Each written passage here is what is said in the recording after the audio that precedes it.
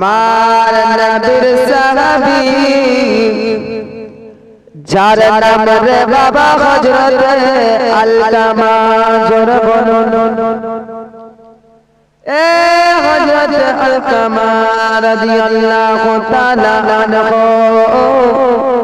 আমার নবীজির সাহাবী ছিলেন আমার নবী পাকের সাহাবী ছিলেন ও বাবাজি ভাইরা আমার নবীজির সাহাবী ছিল তবু আমার নবী পাকের কাছে ক্ষমা পাননি নিজের মা ক্ষমা করেনি রে বাবা এ বাবাজি ভাইরা আমার নবীর সাহাবী হযরত আলকামা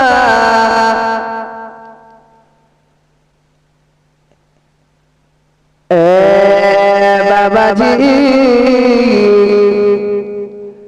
খালারা বেটিরা ফুফুরা মায়েরা বোনেরা শুনে যান এই রাত্রি বেলা গো মা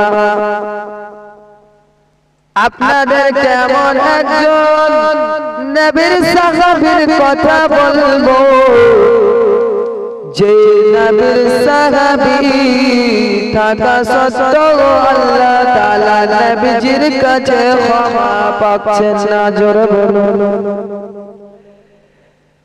এ মায়েরা খালারা বেটিরা ফুফুরা শুনে যান এই রাত্রি বেলা হযরত আলকামা রাদিয়াল্লাহু তাআলা আনহু বাবা মায়ের সঙ্গে একটুখানি ত্রুটি হয়ে যাওয়া নবীর সাহাবী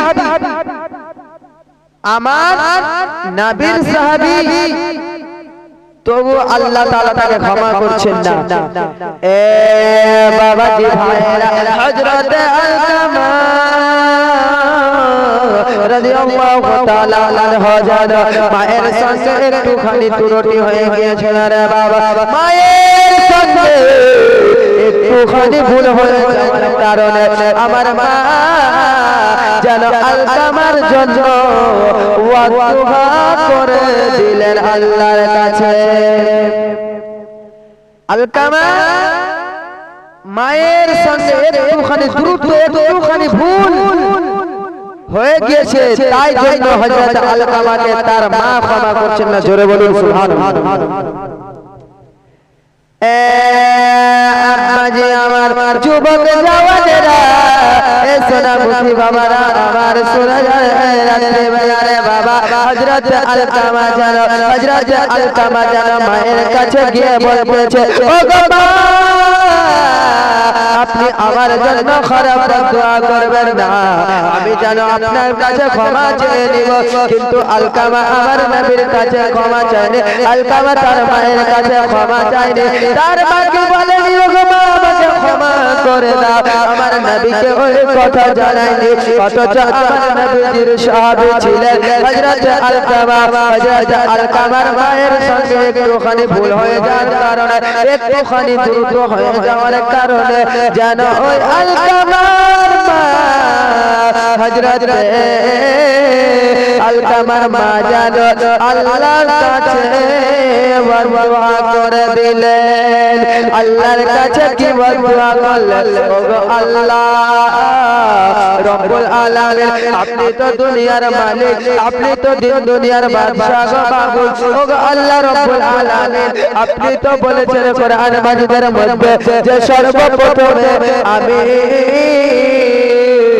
মায়ের দোয়া কবুল করি জোরে বলুন তাই মা দোয়া করছেন ওগো আল্লাহ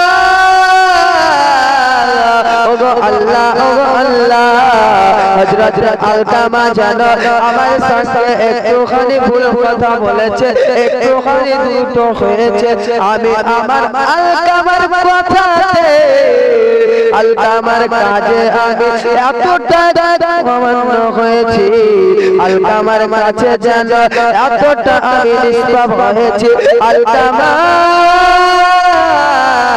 আমার সঙ্গে ভালো ব্যবহার করছে না, অথচ আমার ছেলে, অথচ আমার নবীর সাহাবী হয় হযরত আলকামা আমার ছেলেকে আমি যতক্ষণ না আপনার কাছে ফরিয়াদ করব আমার ছেলেকে আপনি ক্ষমা করবেন না। এ বাবাজি ভাইরা বোনেরা শুনে যান, রাত্রি বেলা আমার হযরত আলকামার মা আল্লাহর কাছে বদদুআ করে দিল, খারাপ বদদুআ করে দিল। ওই আল্লাহর কাছে সর্বপ্রথমে মায়ের দোয়া কবুল হয়ে যায়। ওই মত মায়ের দোয়া কবুল হয়েছে, মায়ের দোয়া আল্লাহর কাছে কবুল হয়েছে রে বাবা। মায়ের দোয়া কত সুন্দর ভাবে এক নম্বর পয়েন্টে মায়ের দোয়া কবুল হয়ে যাওয়ার পরে হযরত আলকামা রাদিয়াল্লাহু তাআলা আনহু যেন মুখটা বন্ধ হয়ে গেল। জোরে বলুন। এই যে বাবা মায়ের বদদুয়া, মায়ের দ্রুত, মায়ের সঙ্গে দ্রুত হয়ে যাওয়ার কারণে আমার মা আল্লাহর কাছে দোয়া করছেন, ওগো মা আমি আপনার সন্তান, আপনি কোনদিন আমার সঙ্গে ভুল কথা করিয়েন না মা। মায়েরা আপনারা যদি ছেলের জন্য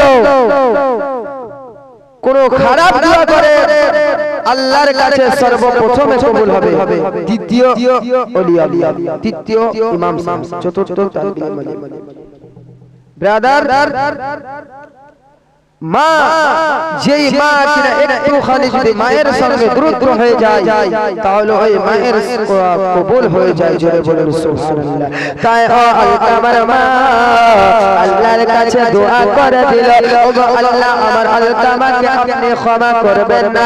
এই কথা বলার পরে হযরত আলকামার জবান বন্ধ হয়ে গেল। এক নম্বরে হযরত আলকামার জবান বন্ধ হয়ে গেল। দুই নম্বরে কি আছে রে বাবা, হযরত আলকামার দুটি হাত কাঁপতে লাগলো। তিন নম্বরে হযরত আলকামা পুরো শরীরটা যেন কাঁপতে লাগলো। এই যে রে বাবা হযরত মা হযরত আলকামার জন্য বদদুআ করে দিলেন, হযরত আলকামার জন্য খারাপ দোয়া করলেন, তাই মায়ের দোয়া কবুল হয়ে গেল। এই হযরত আলকামার ঘটনা যখন আমার নবী মুস্তাফা সরওয়ারে কায়নাত দো জাহানের আকা মুহাম্মদ মুস্তাফা সাল্লাল্লাহু তাআলা আলাইহি ওয়াসাল্লাম জানতে পেরে নিল রে বাবা, তখন হযরত মুহাম্মদুর রাসূলুল্লাহ নবী কামলিওয়ালা সাল্লাল্লাহু তাআলা আলাইহি ওয়াসাল্লাম বলছে, ও আমার সাহাবী ইবনে আনাস যাও ওই আলকামাকে কাঁধে করে নিয়ে এসো, আলকামাকে তাড়াতাড়ি করে আমার কাছে নিয়ে এসো। এ বাবা ভাইরা, এ যুবকেরা, জওয়ানেরা, আমার নবীর সাহাবী দুইজন সাহাবী দিয়ে একজনের নাম হযরত আবু আনাস আর একজনের নাম আবু হুরায়রা রাদিয়াল্লাহু তাআলা আনহু আমার নবীর কাছ থেকে অতি তাড়াতাড়ি করে ছুটে চলে গেল ওই মায়ের বাড়িতে, যে মা কিনা আল্লাহর কাছে খারাপ বদদুআ করেছে রে বাবা, যে মা কিনা আলকামার জন্য বদদুআ করেছে, ওই আলকামা যেন মায়ের কাছে চলে গেল। ওই আলকামাকে কাঁধে করে আমার নবী মুস্তাফার কাছে নিয়ে এলো। আমার নবী মুস্তাফার কাছে নিয়ে আসার কারণে নবী মুস্তাফা বলছে, ওগো আলকামা বলো বলো মায়ের সঙ্গে কেন তুমি ত্রুটি করলা, অথচ আমার সাহাবী আমার কত সুন্দর ভাবে হাতগুলো টিপে দিতে, কত সুন্দর ভাবে পাগুলো টিপে দিতে রে বাবা, কত সুন্দর ভাবে মাথাটা মালিশ করে দিত, কত সুন্দর ভাবে আমার নবীর চেহারা মোবারক জিয়ারত করত। জোরে বলুন। তখন আলকামার কথার জবান খুলছে না। এই যে মায়ের বদদুআ লেগেছে, মায়ের দোয়া কবুল হয়েছে, মায়ের জন্য কত কাঁদছিল হযরত আলকামা। আজ সে আলকামা মায়ের জন্য, মায়ের বদদুআর জন্য হযরত আলকামা জানো আজ জমিন থেকে বিছানা ছাড়তে পারেন না।